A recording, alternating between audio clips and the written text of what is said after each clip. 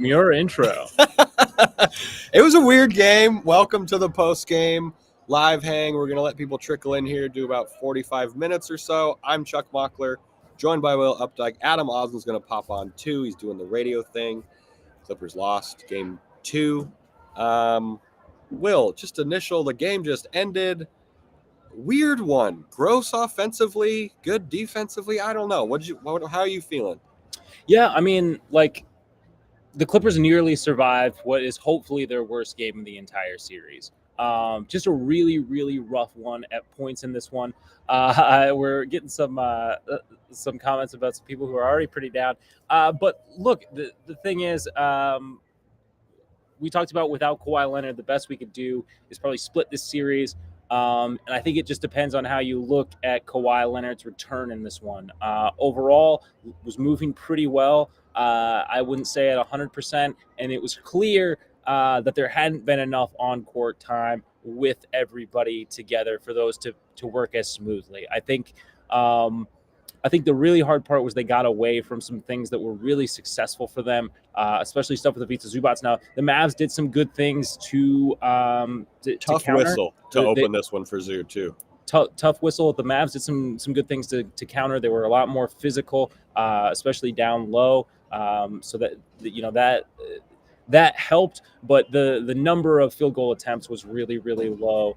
And yeah, overall, like the offense looked gummed down a lot, only making 2 3-pointers in the entire first half.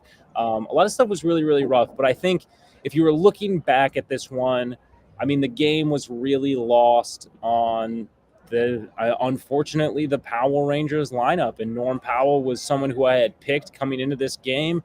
This was, before we had any definitive Kawhi news, as someone who I thought could have a much better game than game 1. And that was really that was really not the case. And that was the issue with those lineups when they went with the Powell lineups, and then they went with the 3-guard lineup. He missed a layup. He missed an open corner 3, and that in a game this close, a 3-point loss, those possessions, they mean a lot. They mean a lot. There was also a foul. I believe it was on Harden. The late one.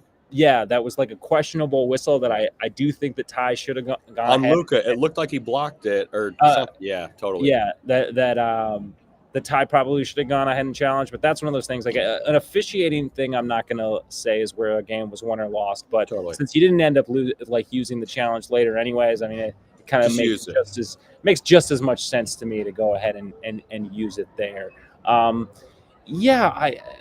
I just think they got away from what was successful for them a little bit, especially early in this one. Yeah, on the Norm stuff, 2 of 10 is just brutal for Norm. That Power Rangers lineup, we were sitting next to Justin Russo tonight. That was 1 minute and 33 of court time, and they were -7. Like, it was just gone. Someone commented earlier in here that the pace was super weird of this game, and I could not agree more. The Mavs came out incredibly physical. The refs were all over the place to open this game. Zoo got 2 early fouls. Mason had to come in, did his best, but not what he's supposed to do. And Kawhi, some people in the chat were saying that like Kawhi was bad or whatever. He's warming up. Like he's not going to be at 100%. He's warming up. He's warming up, and obviously, if you think he's going to be able to go, it's just a question of managing this inflammation. There is a certain point where like you got to see what it's going to look like on court. And I guess it's better to do that, being up a game in a series than being, down a game. So it makes sense, but it was just very apparent. I thought that the biggest thing was like offensively, we saw the Clippers kind of get back into some bad habits in terms of just watching Kawhi. I felt like and just not creating good shots, not real crisp ball movement. And it it ebbed and flowed. There definitely were better parts, but this was this was a tough game. This was both teams under 100 points. It was a weird offensive game. This is a good question from Wami. Was this a bad Ty Lue game? I I don't know if it was a totally bad game. The 2 fouls on Zoo totally made the rotations weird, but the small ball stuff late, it was just like we saw I a lineup. understand the thought, like Yeah, I understand the thought, and I do think I think there's something to be said that like I mean, you feel like you can count on Norm from what he's done from a body of work from the absolutely. season. So you don't want to completely give up on it, but yeah, I agree. I think that maybe there was a bit too much with that, just especially given how successful they were with the Vitesse Zubats in that one, and with a significant portion of time without Daniel Gafford on the floor. I don't know. There were just some things in this one that I maybe it wasn't overthought, but it seemed like the wheels were spinning in It was just not really the wonky. right way. Yeah. Not really the right way for the Clippers. Yeah.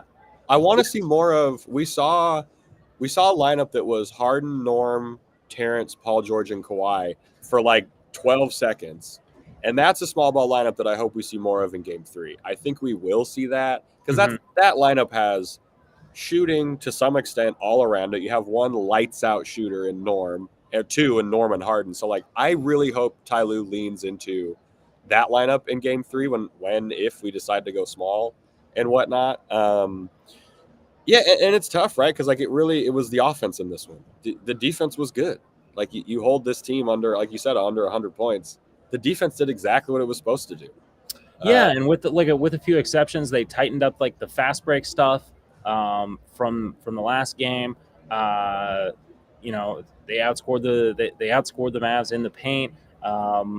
And yeah, the Mavs they shot better than last time. I think they were like 43%, and the Clippers were an abysmal sub 30%. 26.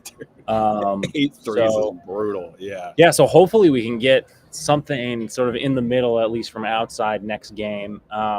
It's going to be tough though. It's going to be tough. I feel like it's another situation where you're probably looking at a split, and at that point. Yeah. At that point, it's pretty tough. But at least you're guaranteed one more home game. So yeah, totally. Anthony C saying, was it more poor shooting night or better Mavs defense? Man, the Mavs defense was good. I'm not going to say like it was bad, but there were some open looks that this team missed. I think it was more poor shooting, not all poor shooting. But when a team goes 2 of 13 and a half, I can't really credit all of that to the defense. Yeah. Joe Def with a great point. Second half, Russ came in and made things happen for the Clippers. Yeah. First half, Russ was a little rough. Second half, he came in. I think his first play, he got an assist, and then he got an insane board that led to a foul. So, like, that was good stuff from Russ. He blew a couple defensive things late, which is annoying. Mm-hmm. Just like it was just weird, I obviously don't love what happened or anything, but it is really hard to pinpoint something. Being down 4 after how bad this team looked at half, it was astonishing, right? Like it was either the Clippers are going to steal this win or the Mavs are going to completely blow it. And the Clippers almost stole it, which is good. You love to see the fight and whatnot. I thought they looked a little tired at the end of this one. Looks a little tired. They'll get 2 days off with the rest, which will be nice. Mace was also rough in this one, and we didn't see a lot of Amir. That was one of those things. I guess I would have I know the rotations were obviously going to change and get different with Kawhi in. I think I could have stood to see, especially because Russ 11 struggled. Minutes. Because Russ struggled a little bit in that first shift. I think I could have seen stood to see Amir a little bit sooner, and or maybe have him. Have Russ and Amir out there and not have Norm. I mean, it's really tough, right? Because you don't want to overreact because of what that can do to a player's confidence. But the way Norm has looked through 2 games has really not been ideal. And they're gaming them out. It's a mix of poor shooting and 100%. Yeah, 100%. They've got somebody planted on him most of the time. So it's not. Yeah, it's not easy, although he did miss a couple of easy looks, including one, right at the basket, and then that was like 3 right at the basket from like all of the Clippers. It was crazy. Yeah. How are you feeling about? We're getting a lot of Tice energy in the chat some Daniel Tice questions. I don't know if he swings this game. I think the 2 fouls again made everything really weird. Mason's not going to play that early usually. I don't know if Tice is bringing anything to move the needle in this game specifically. I wouldn't be surprised if we see him in game 3 though, but that might be towards your overreaction point, right? Yeah, I don't know. Plum just had a really rough game for the most part. It just did not look. He was 0 for 3, like just did not really look that good out there. I mean, with Kawhi back,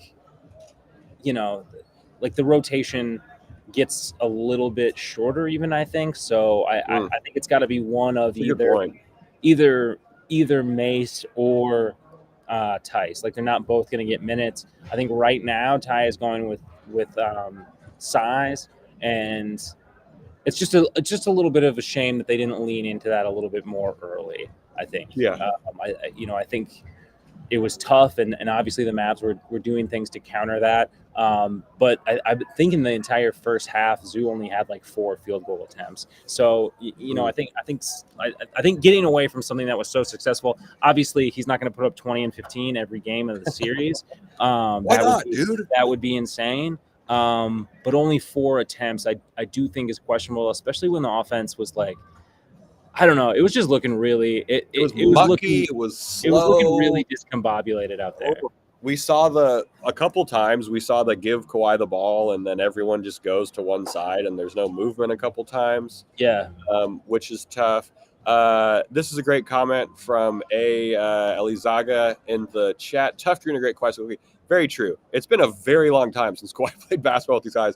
And if we believe the practice reports, he hasn't been doing contact practice. So no scrimmaging or anything like that. So we'll know a lot, really, after tonight. Like, I mean, it's essentially an entirely different world, which is exciting and scary from what the Kawhi injury was, hours ago before before it was certain that he was going to be playing in the starting lineup tonight. So we'll see how his body responds. We'll see what happens with a couple of days rest. And I mean, I would imagine another run through and probably one more full contact practice. I would expect that to help. But it's like I said at the beginning of this stream, like if you believe that Kawhi is going to be good to go, like this game has to come at some point, right? Like this game where he's not and again, we're talking a lot about Kawhi just because it's a big deal that he's back, not because absolutely, because either of us think that he was the reason that they lost this game. But you have to have this game where the fit is a little clunky, and I think someone called it a reintegration game, and I like that. I like that. Yeah, and also if you haven't watched very much of Kawhi, I don't know how you're at the maybe when he's missing front rim and it's flat, he's tired. It's just, you know what I mean? He's not at full Kawhi-ness, and we saw that early. And it's expected, right? Like he took a bunch of time off. Ty Lue had a great quote in the post-game presser just now. He said, "We won in every category except for the game." And he says having his guys healthy, ready to play, he feels good about it. So we do have he was kind of ecstatic he was presser too. Hyped, dude. So, like he had a quote about Kawhi. He said, Kawhi's timing in the second half, third quarter, he got active, which is very true. He looked like a bit of a different player second half compared to first half. Mm-hmm. Yeah, they're going to be able to make it work. Like, there's no big questions there and stuff like that. It was just tough to see it. It really changed the flow so much of the offense. Yeah. And this is a great point from Wami, I think, here too. Like, they were trying to get him reps to some extent. I think that's a totally fair thing to say. Yeah, man, just weird. Thank you, Joe Def. We'll be getting a software update on Friday. Absolutely true. We haven't talked about Paul George really in this one so far. He shot 50%. He took 14 shots. He went 2 of 5 from 3, 2 boards, 4 assists, 5 fouls. One of them was late, so I'm not. But this was an underwhelming Paul George game for me. This was I know that you were hard on him game 1, and offensively and like box score wise he wasn't great, but I thought the defensive effort that he gave in game 1 was a lot different. And yeah, I agree. This was not Paul George like taking the reins and really really wanting this one. But again, you got to wonder how much things, you got to wonder how much things change with, a last minute addition that's as huge, that's as huge of an addition as it is, and it's overall obviously a positive, of course, but it's different. It's different. It hits diffy, as some would say. And then James Harden, 42 minutes in this one. Again, my mind is blown at how much basketball he's played for the Clippers since he's been here. 22 points, 6 boards, 8 assists, block, steal, only 1 turnover, 4 fouls. 3-point shooting was very rough. Very bad. 2 of 10. Yeah. Just not there from the outside. Did get fouled on a 3, which is good. Kawhi was 0 for 5. So it's just like when your 3 main guys are going, Paul George only taking 5 threes is a little annoying. You want that to be a little bit higher, especially from what we saw from his attempts in game 1 from beyond the arc. This wasn't a deflating loss. I feel so. No, like I said, the Clips nearly survived what I hope ends up being their worst game of the series. Yeah, totally. Offensively, they weren't on a string. Defensively, we saw more of the same, which is good to see overall. The 3-point shooting was absolutely terrible. It was terrible. And credit to the other side, something that I guess surprised me. PJ Washington had 10 points in the fourth. Played the whole fourth, had 10 points. Kind of killed the Clippers. He played good defense. That was brutal to see. And I think that's where some of the tired legs from the Clips comes into play, because PJ Washington didn't look too tired. But he was crazy. He was huge for the Mavs in the fourth. But that's kind of the thing you need in the playoffs, right? You need a guy like that to randomly have a great fourth quarter. Zoo was good in the fourth. No boards, but 8 points. Yeah, man, it's gross. This is a great point. I like this by Jose. Maxi Kleber made a 3 that made absolutely no sense. And it's a 3 you let him take. Yeah. Because it's Maxi Kleber. But he made 1 bucket in the fourth, and it was that 3. And it was a bit of a backbreaker. Eric Bui off to Tokyo. Thank you, Eric. Thank you for the hot dog Harden, or the corn dog Harden exposed, the corn dog Kawhi too. That was good stuff. People in the chat are saying, imagine this. We're not going to imagine anything. The Clippers have split, which is cool. We're going to take a quick audio break because we're going to put this out on radio later. So ads coming up, and then more talking. 3, 2, 1. Hey, we're back. How do you feel about the benches, Will? Do you think the Mavs bench was burning the Clips? I don't know if burning is the word I would use. Didn't their non-starters combine for 13 points? I don't know. That's not really what I would say. Yeah, they combined for 13 points. Ours had 13, 14, 16. So, hey. I would say with Kawhi Leonard not at 100% and, inefficient shooting nights from Harden. Everybody. I do think that we tend to rely on some of those depth guys offensively, which, we keep coming back to this because I feel like that was our biggest issue tonight. Offensively, we just weren't where this team could be. This is, a team with 117 offensive rating. Right. So yeah, I don't think it was the bench. Wasn't the bench's fault in this one. You already brought up PJ having 18. That's huge. That's way bigger. Crazy. Yeah. Whereas, you look at Terrence had a pretty quiet game, just 5 points, 2 boards, and an assist. His points were electric, though. I think he had a crazy putback dunk late, and then I think early he made a 3, and it felt like Terrence was maybe going to have a little bit of a great Terrence game, right? The plus 20% usual Terrence game, but there was no rhythm to be had. And I love what we talked about in the pregame pod. Was you were like, we're going to know how the Clippers are defending based on how they're shooting from 3 for the most part, because we've seen that a lot this year. I was pretty relieved with how well they defended despite shooting like complete dog shit, because usually when they're shooting poorly, they're defending just as poorly. But they were with it throughout the whole game defensively. Yeah. And I think that has been like the most encouraging thing probably through these 2 games is like defensively. This has very much looked like a flip the switch team. I liked what they did this game too, even improving on one of the areas last game where I think they gave up like 17 or 18 fast break points, only 10 this game.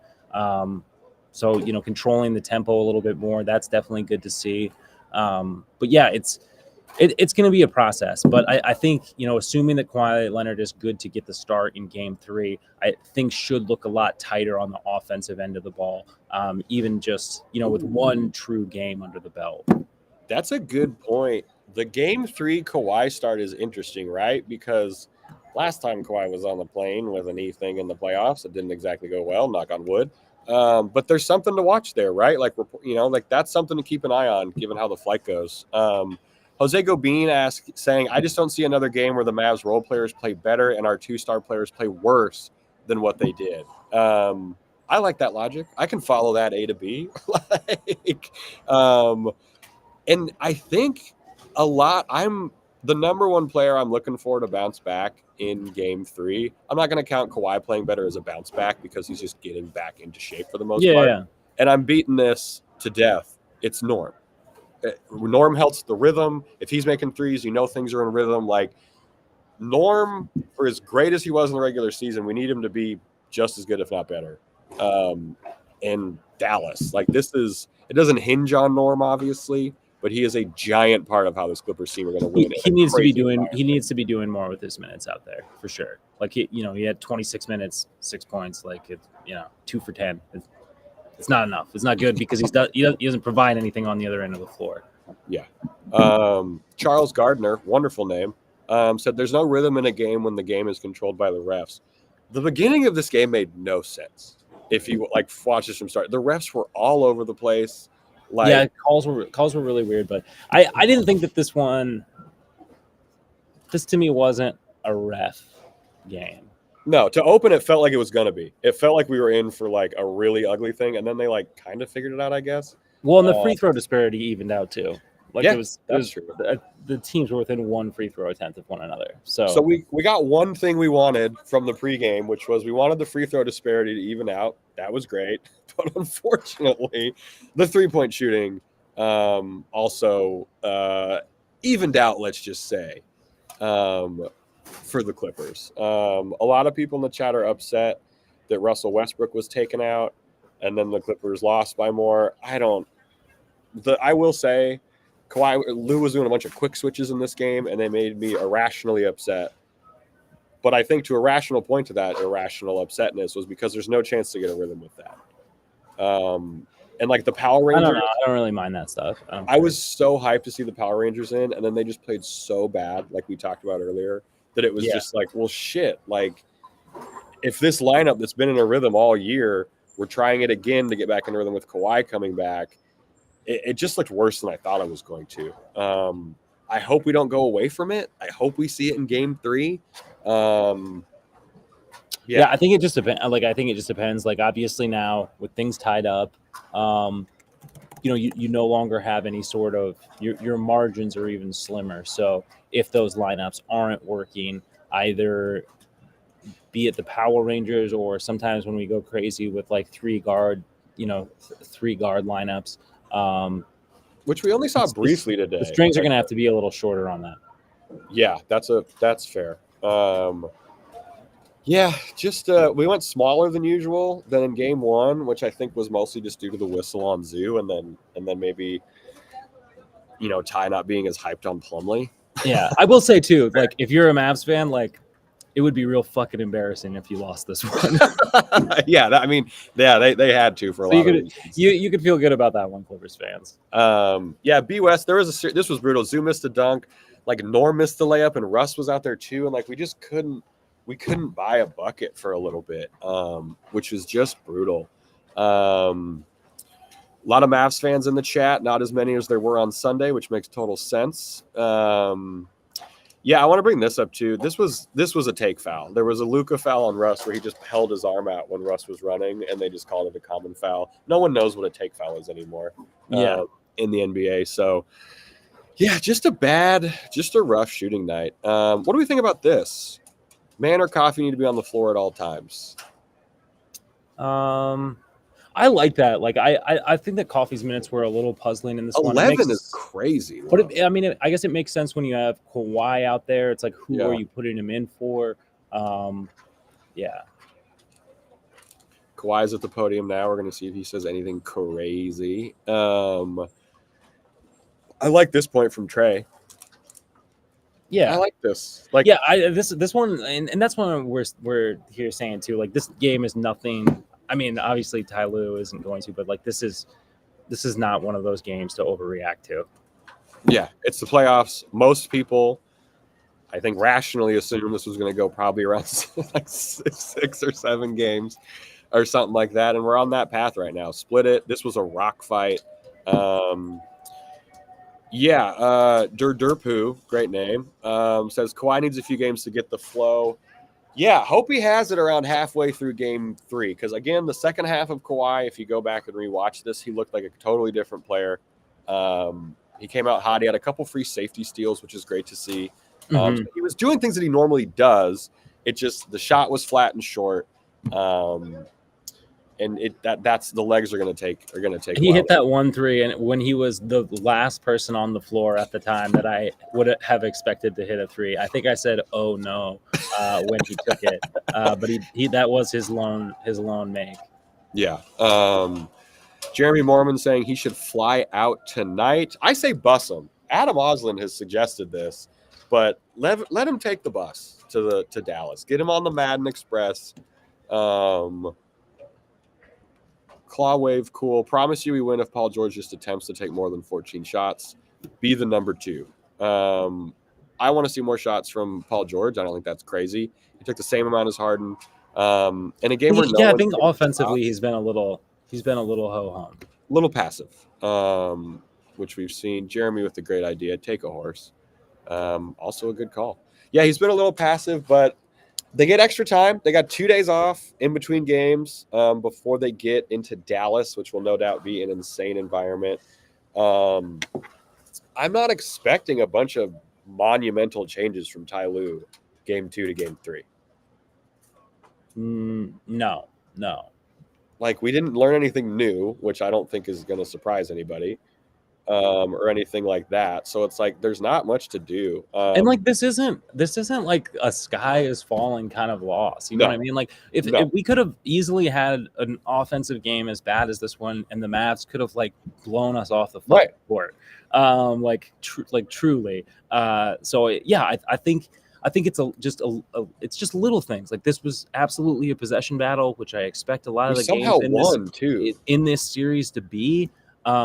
So yeah, it's just getting back to a few of the little things that were really successful in game 1, and continuing the level of defense that we've seen from this team, and just hopefully, ideally, the point will be reintegrating Kawhi as well. And if he's already taking contact, I think that's a good sign. They're just gonna need some reps. Yeah, they need reps. I like this point from Renee. Regardless of missed long shots, attack the paint. Yeah, would like to see more of that. Again, that's not a market change. Ty Lue's exactly going to make. But that was, I mean, we keep talking about the offense and how it looked a little clunky with Kawhi out there, and that was the thing. A lot of people standing on the perimeter, not a lot of movement. And I feel like even later in this game, they started to get those kinks worked out a little bit more, and we did see people be more aggressive. So that they know what they need to do. So we got some Kawhi quotes coming from the presser right now. He says Kawhi said his focus the last couple of weeks has simply been towards trying to get back on the floor. Hasn't done much in practice, and when it comes to his role in the game, he noticed the Clippers' offense got stagnant in the fourth quarter. I think we all noticed that too. He said, even if my wind is low, I gotta find a way. I mean, nothing wrong there. I don't know what we were expecting from the Kawhi post-game presser, but that's what we're getting. Chunk Sampson is upset that we're underestimating Kyra and Luka's insanity.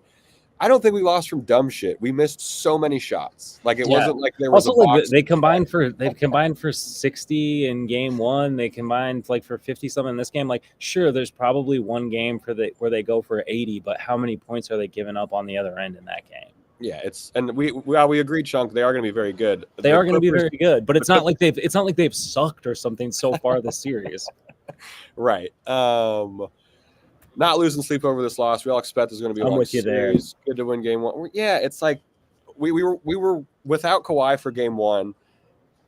I expected us to have a good chance to split even with Kawhi. We split without him. I would love to be up 2-0. I would love for two more of those threes to have fallen. But that's where we've talked about. We point to Norm. We point to stuff like that where it's like the shot's got to fall. And it's tough. X-Mongo Project asking, are we happy with the officiating? No, it was bad. It was very bad. Confidence isn't shaken. I agree, B. West. I don't know. Adam was supposed to come on, but he's evidently bailing with us. Do we have any final thoughts? This game was like, the shooting was rough. The offense was stagnant. That's kind of the main things to take away. Yeah. I mean, I will say this for anyone who's like feeling down about this game that we could have lost. Mavs were up by 9 with 90 seconds left. And this was a game that the Clippers still could have won. Yeah, that's a great point. I think that might wrap it up, if I'm being honest. There's not a whole lot to talk about right now. Please stop asking us about when they took Westbrook out. Sure, they should have kept him in. I don't know. Like, that wasn't a game. That wasn't really the game. That wasn't the game losing. Yeah, taking Russ out was not the reason the Clippers lost this game. Yeah, we got Zoo needs more post-ups. That maybe hopefully we see that more in game 3. This is how like the integrating of Kawhi. There was gonna be some wonkiness and stuff like that. We hope we see more of it in game 3. We hope the rest helps these guys. Yeah. Ambassador Ass Eater is feeling hopeful. Always feeling good when AA is feeling good. They just gotta at least split the away series, and that's good. Yeah, just split it, bring it back. The crowd. Oh, before we get out of here, hats off to the Clippers crowd today. Really this good atmosphere for Kawhi's first full game was fucking phenomenal. It was just great to see everyone freaking out. I know there was the 12:30 game and everything. Not the same as a night game. It was great to see. I think that about wraps it up. We're gonna have a full episode with the trio coming up tomorrow, talking about game 3, talking about what the Clips need to do to be better. I agree. Luka yelled a lot. I was happy he got teed up. They had some really dumb fouls, by the way, in this one. The Mavs did. It almost cost them this one. Thanks for hanging out. Will, where can these wonderful people tell their friends to subscribe and perhaps listen to us? Oh, yeah. So you can check us out over on YouTube. That's at Clippers Podcast. If you're not watching this live, you should be. I already told you where to check it out. You can also listen to this show. We're over on Apple Podcasts and Spotify. If you listen there, leave a rating and review. It helps us out. But you can listen to us anywhere you get your podcasts. And, yeah, appreciate you all rolling through. Appreciate y'all rolling through. Johnny Blaze, we are not going to Dallas. We have regular jobs, and we don't have it like that. We will be back with y'all tomorrow. And as always,